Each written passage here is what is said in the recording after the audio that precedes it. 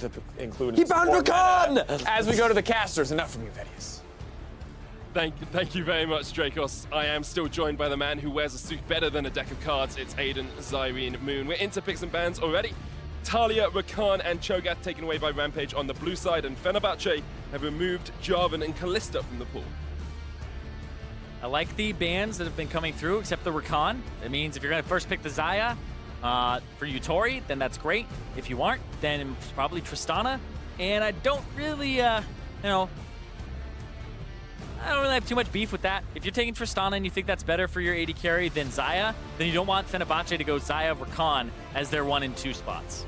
And we did see Padden go off on that Tristana earlier on, went 10-1 in his game, I do believe. It's a Draven hover here for Padden would be a strong laning matchup into the Tristana, but instead it looks like Fenerbahce are going to lock in their support in the form of a Lulu. I actually like Lulu as one of those happy mediums where Polymorph is just such an annoying skill, and she's just so good at allowing the lane to be a winning lane for you and get the Ardent Sensor. So I do really like that support pickup here. It depends if they're going for something like a Kog'Maw or if it ends up being more along like a Xayah.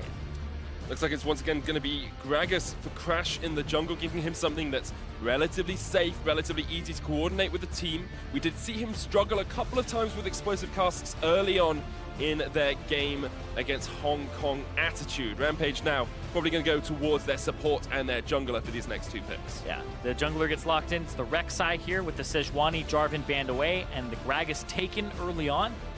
So the Rek'Sai, not that great in the late game. We'll see if Tussle has a good effect in the early game, because Crash already played this matchup earlier today, and he was able to get the better of the Rek'Sai. Eventually. It was a very long, drawn-out process against Godquiet and the Hong Kong Attitude squad. I feel like when the Rek'Sai doesn't get to do much early game, and then it hits mid game, and she doesn't even have the flash multi-person knock-up anymore. She'll knock up the closest person to her center, and then everybody else gets pushed away. So I just feel like Rek'Sai, post 25 minutes, if it's not full AD and it hasn't been putting in work, it's a pretty bad champion to have on the roster compared to other junglers you could have, like the Gragas. And it feels like 1907 Fenerbahce are going completely against this idea that Crash is purely an early game jungler, because he's got the Gragas. They're playing a late game bottom lane in the form of Lulu and Kog'Maw as well, something that scales up really well, and not really going for these early priority picks that perhaps we expected them to. Yeah, the Lulu was interesting. Didn't think that was too much contested. I do like the Gragas, because Gragas is considered the #1 counter to Kog'Maw, where you can put him in a different place and separate his supports from him, and Kog'Maws will usually play a little bit further forward. So I do like those pickups for 1907 Fenerbahce right off the bat. The Galio ban, so they don't have more support here for that Kog'Maw. And Thaldrin had a good Galio game where he was able to separate the map. I feel like if you're banning the Galio, you're probably banning Shen as well. Would definitely make a lot of sense. You want less protection on that AD carry. Fenerbahce putting a lot of eggs in the Padden basket, whereas Rampage have a more rounded team composition for the time being. Really want to see Evie in that top lane, given something he can split push on, given something he can pressure on, because that is where he thrives as a player. Yeah, he is very popular in that Camille. 3 games on it in his summer season with a pretty good win rate, 2 and 3. There's the Shen ban, making sure they don't have that protection for the Kog'Maw, which once the Lulu was locked in, you can kind of see coming. Maokai does give you a lot of protection as well, a lot of zone control with that ultimate. Get the kittens out and make them chase down your opposition. Rampage looking towards mid and top for their final 2 picks. You're going to see any interesting decisions out from them here? It really depends. You can go for something more aggressive like the Gnar and try to win that lane in the top side, especially with all these tanks banned away. I feel like that's what they're looking for here. And when you have that Corki, Fenerbahce can go for Syndra, LeBlanc. There's a lot that's left up here. If they wanted to really hard counter it too, you go Kassadin, but then your wave clear is awful. We'll see what Rampage pick in the top lane, because it's been so far the most important one. Looks like it might be the Gnar that you predicted. Gives Evie a lane that he can win as well, which is so vital for Rampage. A lot of their wins do come off the fact that Evie is strong in those 1v1 matchups on the top side of the Rift. Yeah, now I want to see wave clear from 1907 to Fenerbahce. The Syndra is what I would think would come through. Beats the Corki early, loses a little bit later when Trinity Force Hexdrinker are in. And there we go. You're on form, Zyrene. Great predictions throughout the end of that draft. Any predictions for me on how these compositions are going to match up against each other? Fenerbahce have a winning mid early, losing top, losing bot. Except for the Lulu, will be able to actually provide pressure. So this is one that flips later, but I do feel like the Kog'Maw and the Lulu should be able to push in the Tristana and the Alistar. But Rampage have the more aggressive jungler, so watch for what Tussle does early against Crash, and then Rampage just have superior split push come late game. Tussle hasn't always been an early game jungler as well. Very low proximity early on with his team, not great at utilizing these early junglers, but is good at being involved in kills when they do happen for the Rampage lineup. Rampage, of course, coming off a loss earlier on. Really want to step up their game. They were almost perfect game by Hong Kong Attitude. Only a fountain dive at the end, actually giving a kill across towards the Rampage lineup. And they haven't really tasted defeat at all this season. They only lost to Detonation's Focus Me in the LJL. That's true. It's always been the LJL back and forth at the top. Detonation, Focus Me, Rampage. Every single finals keeps coming down to those two teams, the ones that have imported, that have worked on their rosters. But remember, for Rampage, they were the representatives for the LJL for Japan at MSI. They fell short, and they already started off on the wrong foot here at the 2017 World Championship. They need to pick themselves up, take down Fenerbahce, and then you have Group D with 1-1 for every team coming into day 2. Three-way tiebreakers. I love a good draw. I am from EU after all. 1-on-1 scores are exactly my cup of tea. Seeped for about 5 minutes or so if you want to get that perfect brew on. And what Rampage are looking to do is come back from that almost perfect game earlier on. We have seen teams come back from poor performances in game 1. Young Generation, a prime example of it. Rampage will be trying to match their opponents from across the pond. Yeah, I feel like the Vedius curse might have gotten to them. No. It's awful. It is dire. Fnatic suffered. Rampage has suffered. Who is next? There's something about that man that screams Welsh Wizard to me. You know, he's thin, he probably lives off moss. He has that makes all of these predictions. He's got dragon fire in his eyes. God, he's Daenerys Targaryen, eat your heart out. I was about to say, he's like Caius Ligarius from Julius Caesar. He's got that lean, hungry look to him. True, you are true. Rampage have a very hungry look to them, as well as they are hungry for their first victory in Wuhan and of Worlds 2017. 1907 Fenerbahce trying to secure their spot at the top of that group. A surprise to some, an expectation for many others. Lots of analysts were coming into this tournament saying Fenerbahce are the wildcard team to watch. Yes, especially from being from the Turkish region up against a team like Supermassive, and then having somebody like Faldrin that people are very familiar with, and then bringing in imports like Frozen and Move. Overall, Fenerbahce were in a region that historically has a good reputation in international tournaments, getting in through the play-in parts, but now in the emerging regions, they seem to be one of those ones that are near the top. But remember, it was the 3rd seed from the LMS, the Hong Kong Attitude, and it wasn't something that was a completely convincing game. I think the biggest takeaways from that are that Fenerbahce ward pretty well, and we'd still like to see more, but they ward pretty well, and that they also know what to do with their compositions and what to do against the enemy. So I want to see them handle the split push, and I want to see what they do with this Kog'Maw and the Lulu come late game. Something they do extremely well as well is when they have a gold lead, they hold on to it. They never give up.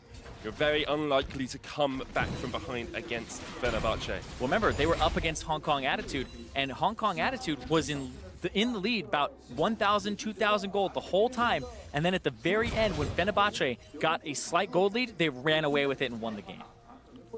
They did. Incredibly good at snowballing, and incredibly good at relying on their top laner as well. Thordrin, a stalwart for this team, a veteran, and their captain as well.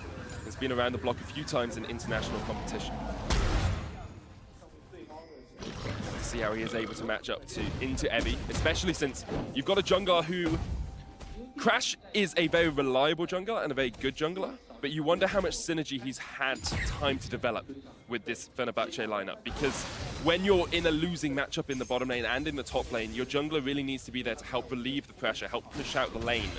We'll have to see how Crash is able to do that in this early game. He's actually done the exact same route that he did in the first game, where he went through his jungle, went to the enemy jungle, was like, they didn't do Gromp, and then wards it up, and then looks towards that top side.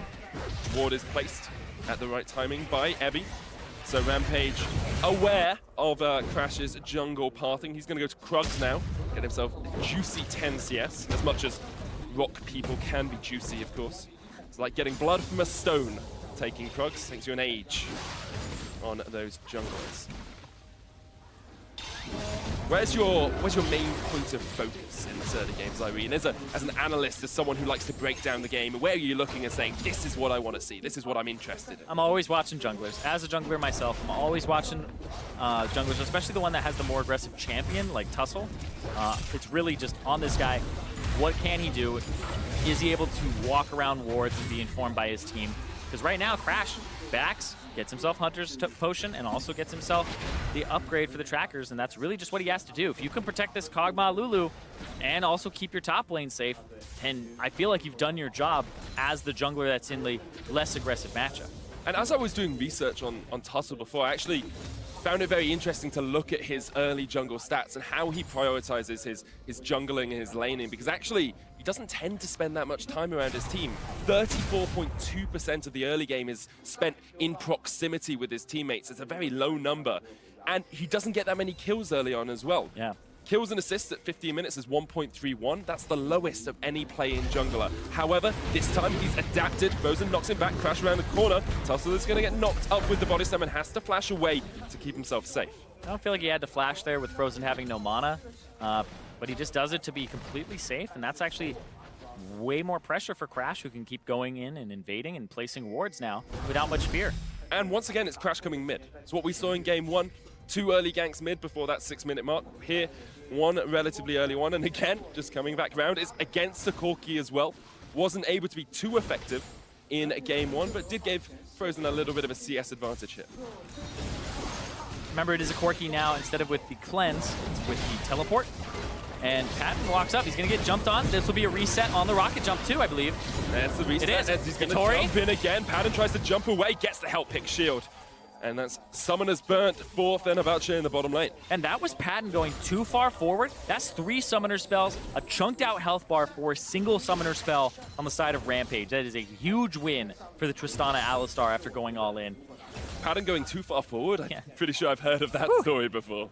Oh man, I like to get that one out of my head real quick and just reset, but he is a large part of this late game here with the Kog'Maw. They just need to keep him afloat. And that's probably where Crash is going to have to be pulled to, because this Summoner Spell advantage, you could flash, pulverize, and then headbutt this Kog'Maw into your team. You have to kind of hover around this area.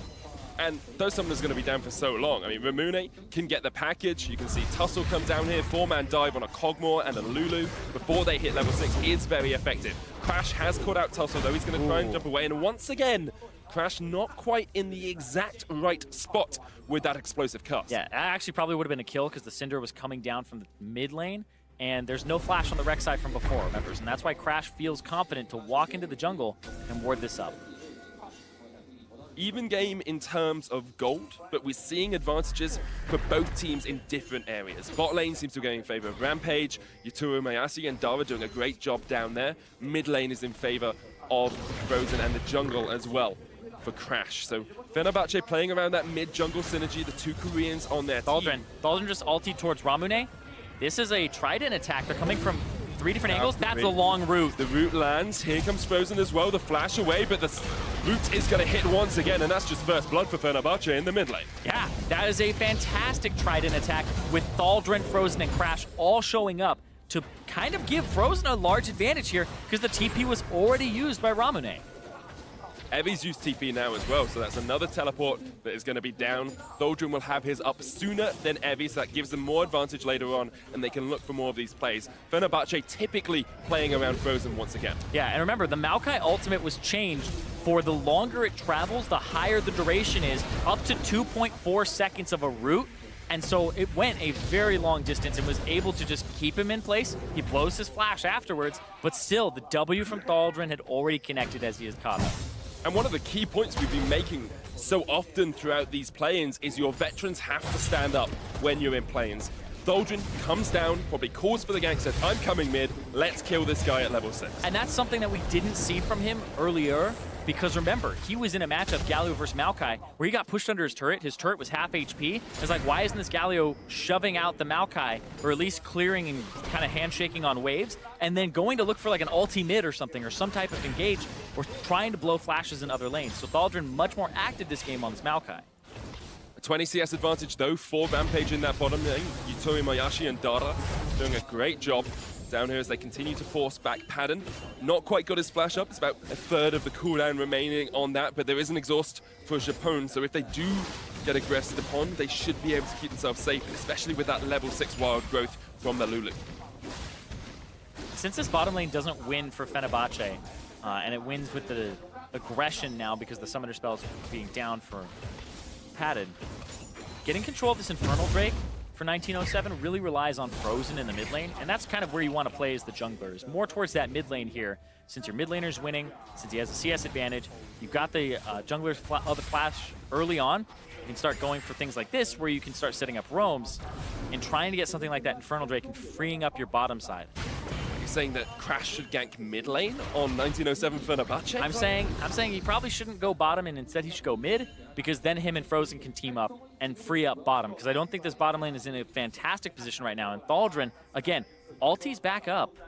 I've seen this story before, but Crash is not in the right position to be able to capitalize on it if they do go any deeper. Frozen not with his blue buff. Ramune has his own. And now this is what you want to see a bit more from Ebby as well. If Tholdrin's going to continually roam away, you need to aggress on him as he comes back. You need to chunk him down. Yeah, still just getting denied some minions is mostly what happens here. Tholdrin not to get back. And now Crash is going to help them get it back. So in this matchup, this is just the jungler running through the lane and just being like, all right, I let you get it back, timer, because otherwise it would have been favorable for Rampage, because they have so much gold to spend. This is the only lane that hasn't been able to back and spend their gold yet.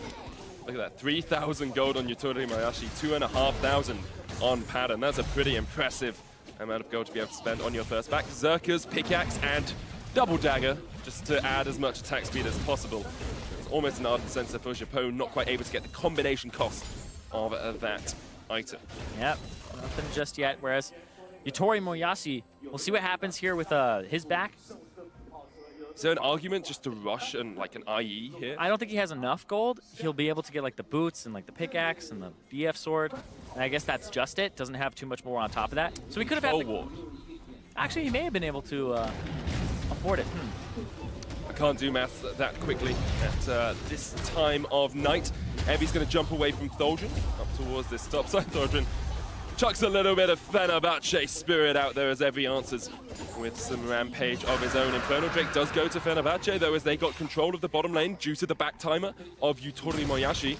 And now 1907 do have that early lead. Infernal Drake, a kill, about 300 gold ahead. Yeah, and I was just looking at it. Yeah, he was like 10 gold away from being able to full buy an Infinity Edge, but wanted the boots too instead. That's totally fine. It's just a preference there, because he doesn't want to get chased down. Because if you don't have boots, and then you're up against a Kog'Maw that has boots and a Lulu, if you misstep, you could probably just get run down by these guys. So you don't want that to happen. You don't want this lane to kind of rubber band back on you. And so he doesn't go for the Infinity Edge, which would have left him with no boots, not even the first one. Haven't really seen Tussle utilize this Rek'Sai early on. It has been positioning towards mid at times, and we're actually seeing Dara get a flank off onto Crash. Tussle's on his way as well. We'll look for the engage. There's a knock-up, double knock, back towards Crash, but Crash just Tussle ulti! away. Tussle ulti's underneath the turret. The explosive cast, the kill as well with the unleashed power. Fenerbahce get their second kill on the board. Got pulled in by Crash there, who blew the flash and pulled him all the way under as a full HP Tussle, but then he just gets body slammed. Believe he ended up having the interrupt there on his tunnels. It looked like he was trying to get away.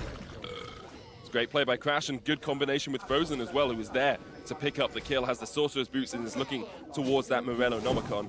Let's have another look at this, because I believe the tunnel comes underneath. Yeah, it was early on that he used the tunnel, and then when he comes out, it's just the body slam after. So that's what it was. It was the body slam with the, the explosive cask, and then it was the Scatter the Weak, which made it look like he went back and then forward. Like a ping pong ball in the mid lane. It's But like I said with the Rek'Sai, this is a champion that you gotta have some type of tempo. If you start losing that, it's like, all right, this champion does not feel good to be playing right now, especially into things like the Gragas and trying to reach the Syndra. It's gonna be really difficult since he wasn't able to exploit the early part of the game.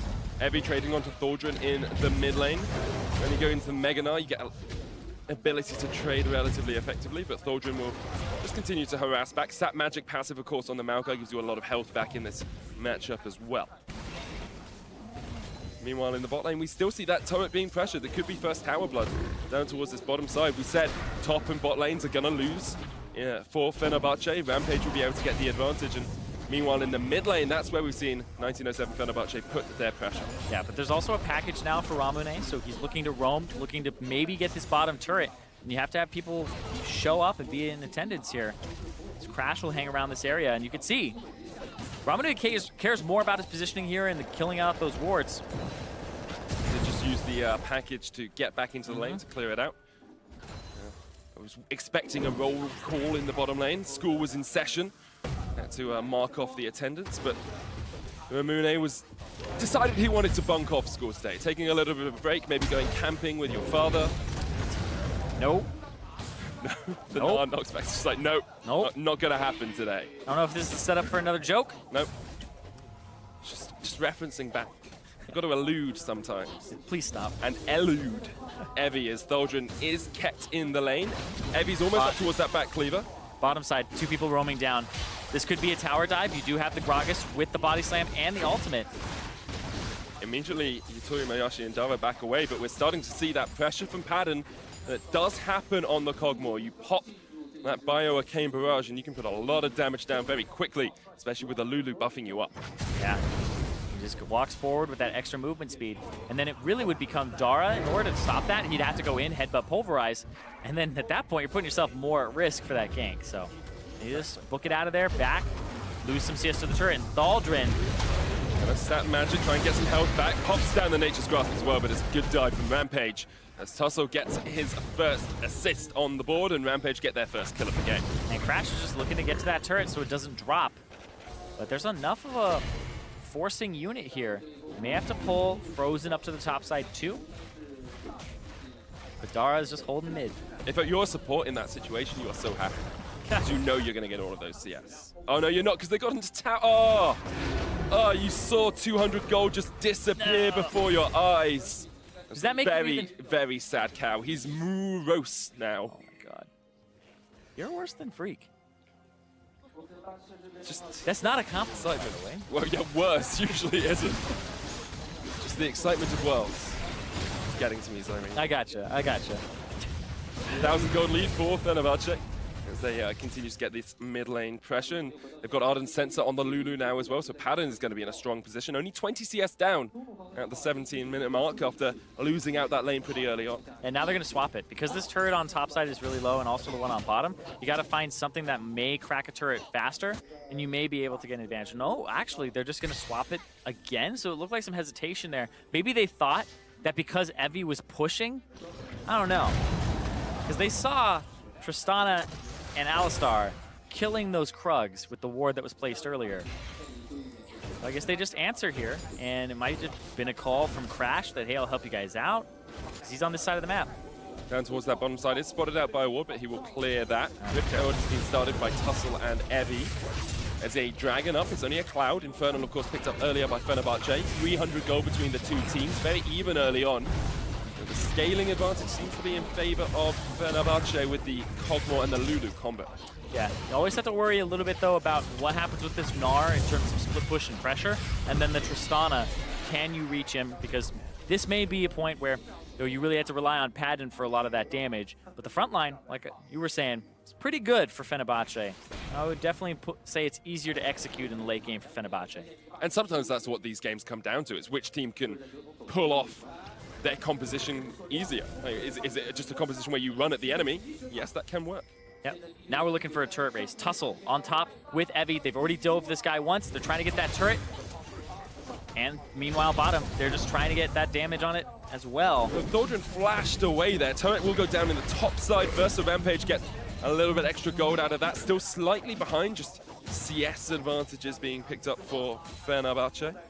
Just some extra gold from somewhere. Yeah, more tempo though, and with more members here on the bottom side. And now they have Syndra coming down too. This will be a 4-on-2. There's so much damage coming out from Padden. 2.2 attack speed at Frozen. 18 minutes. Frozen's going to get onto Yuto Mayashi, but doesn't have the damage. Stun. The knockback, the heal. He does get the kill. That's the reason he is the person to watch in this team. Frozen comes up big, gets them a tower in the bottom lane, and they're going to keep pushing. They're going to keep going, exactly. They're going to look for this turret, potentially an inhibitor on top of it, because Rek'Sai's in mid, not going to be able to push that turret. He's thinking about it. He wasn't back in there. He's throwing down Rift Herald. That's what it is he's trying to get that turret back. And nope, they're going to back off after that, because they need to go answer. I'm having flashbacks to the last game. 20 minutes, almost an inhibitor falling. Join us in 32 minutes as this game will conclude. Tussle is able to get the mid lane tower. Rampage trying to get something back, and that's what you see good teams do. If they know they're losing out on one side of the map, they try and get any advantage they can on the other. But Fenerbahce, with a great push in bot, secure themselves 3 turrets. Once again, came down to mid lane priority. Frozen had mid lane priority, came down to the bottom side, and then he was able to make that play happen and get those 2 kills. Whereas Thaldrin here, pushed it mid. For him. Tussle's on the chase, but he does manage to heal give away the sap magic, but there's the Nami into the wall. Evie gets a kill for himself. It's 2 for Rampage overall, but Evie is just getting absolutely shredded by Padden. The engage from Crass. Rampage have to flash away. And Fenerbahce are in the driver's seat in this game. And now they have a little bit more pressure on this mid lane. Padden has been able to pick up a good amount of CS. He's only 10 down now. And with people are backing here, this might be another turret for Fenerbahce. 4 towers at the 20-minute mark. This is much quicker from them. Liking the acceleration they have. We said it earlier on, when they get ahead, they don't let go. And that's exactly what we're seeing from 1907 Fenerbahce. Yeah, they just play around mid a little bit better there with Frozen and the early ganks that went his way. And the fact they were able to shut down Ramune allows him to play towards the bottom side and get this dive. You can see here, Crash, really aggressive. That was a great ulti there from Japone to knock up Dara as he was headbutting in. And then Frozen, really since the rocket jump was down, just gets a disgusting combo. Really well played by Frozen as well. That's the reason that he was a mid laner for Longzhu. It's the reason that they wanted to set up a team around him. Thaldrin does get caught out a little bit here, perhaps just pushed up a bit too far. But he lives long enough to pull them in, and then that's what ends up allowing Padden to get this kill back onto Evie, because Evie blows the flash forward after leaping previously, and now you get just run down. Padden with the Ginsu's now has a Runans on top of it. 21 minutes in, you've got an Ardent Sensor, Runans, Ginsu's Kog'Maw. Yeah. That is pretty darn disgusting to face up against. Yeah, and we're talking about things that are disgusting to face up against. Frozen has gone from Morel Nomicon, Sork Shoes, Void Staff. This is typically like a 3rd purchase. You'll usually see like a Leandri's or something, but he's just saying, I want to be able to obliterate people. There's a little bit of MR that's been purchased with the boots and the Hex Drinker. We're just going to try to get in there and blow these guys up. So look at Frozen to try and snowball now that he's acquired this lead. Crash getting forced back by Tussle. Padden gets a little bit of chunk down onto the tower, but not going to be able to finish it yet. Yutori Mayashi on the other side does have an Infinity Edge. His Frozen. Tussle goes down to half. Dava, another great wild growth. Japone is showing us exactly how to beat an Alistair on this Lulu. They do lose 1 though, and now we're going to see Rampage continue the chase. Voidooz comes out, slows them up. Rampage will not be able to get anything more out of this. Well, Rampage, no, there's no teleport on the Maokai from before, and this is a 3v5 for a bit until he runs up here. Starting up the Baron, that's questionable. But wait, Frozen took a blast cone. Frozen got caught out. Ramune gets the kill, and now Rampage are right back in this game. 1,000 gold between the 2 teams, and this is where you start up the Baron. Padden and Japone still alive. Exhaust up on the support. Heal, flash on the Kog'Maw as well. And Evie's about to transform. This is exactly where you want to be with the Meganar. I feel like if you can see this, whoa, he smited for HP. They're not actually doing it. They just want to fight. Can't quite get the wallop. Here's the Nature's Grasp as well from Thaldrin. The root! Padden with a huge amount of deep, but there's the knockout. Padden still going through. It's a double, it's a triple. He's going to get the quadra as well as the Alistair falls. He's having beef for dinner tonight. They're going to give him the penta! Is there, trying to jump across the wall. Thaldrin with the chase. Padden can't quite get it. The knockdown onto Ramune. There's the root. There's the penta. Kog'Maw for Fenerbahce. If you're going to remember anything about Padden, erase the brain. Put this in there. That pentakill, 3v5 in the Baron Pit. Thaldrin with the glorious Nature's Grasp. That is what you want to see from a team captain. Superb play by Fenerbahce. Japone as well, so instrumental on that Lulu pick. And this is why people tout them as the best in Group D. This is why they're looking to go 2-0 today. And they just have such a lead now after that. That was Frozen dropping the ball, getting caught after the blast cone. And even before that, the catch-on crash. So this was able to remedy all of that and put it back in Fenerbahce's favor when there were some misplays there. But this was disgusting. This was Frozen. Yeah, the blast cone, that's a mistake. They're able to pick him up. Crash is already dead. 3v5, you start this up, but Thaldrin had already started walking up. His teleport, I believe, was not up at this point. It does appear at the bottom, but I don't believe it was. So he walks up, but his placement here of the ultimate, and the fact he keeps his distance, he casts it now, and it starts going. And then everybody says, all right, time to go up. But the range on it, as they turn the corner, as they're almost there at padded, he's kiting back perfectly. And when the headbutt pulverize from Dara comes in, the slam from Thaldrin stops it. And that ends up being a fantastic pentakill here from Padden. They give him Padden the stats. They Japoned the enemy team there.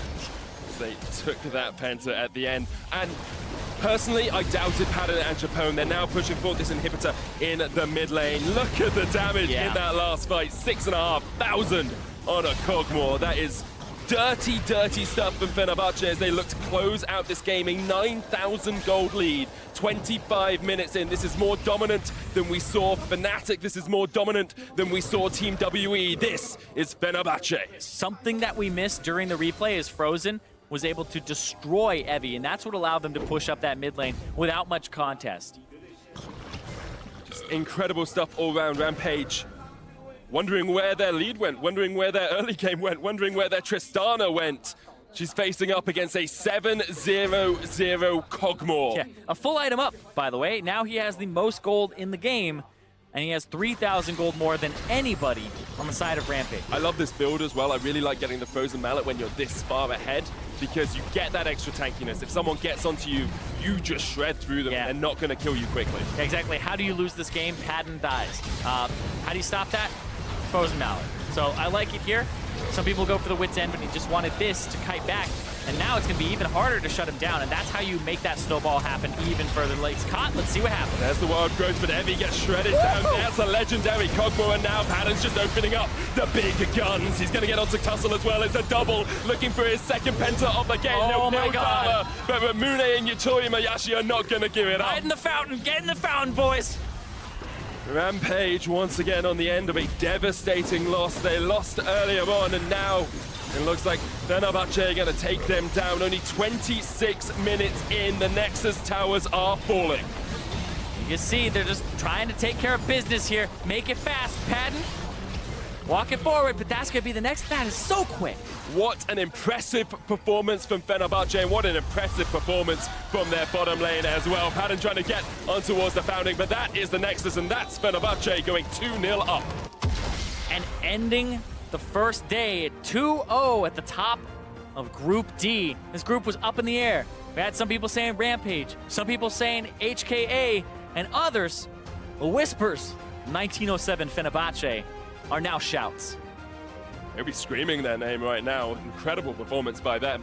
Of course, commiserations to Rampage, who are looking like they're going to be the third seed in their group. They're going to get placed last. They obviously still have 2 games to try and fight back, and if they do manage that, they can definitely challenge. Just haven't seen enough out of them to put them up with Fenerbahce and with Hong Kong attitude. And this is what you wanted to see from Fenerbahce, because their match against HKA, you could see the vision control, you could see how they were playing around mid, but there were still those issues of, okay, we don't see them being convincing versus HKA. It looked like a compositional difference where HKA didn't have enough engage, and then you see for Fenerbahce now, fast game, 26, almost 27 minutes, and that was a decimation. It's different type than the one that you saw from the almost perfect game of HKA versus Rampage, but this one was methodical once they got the lead.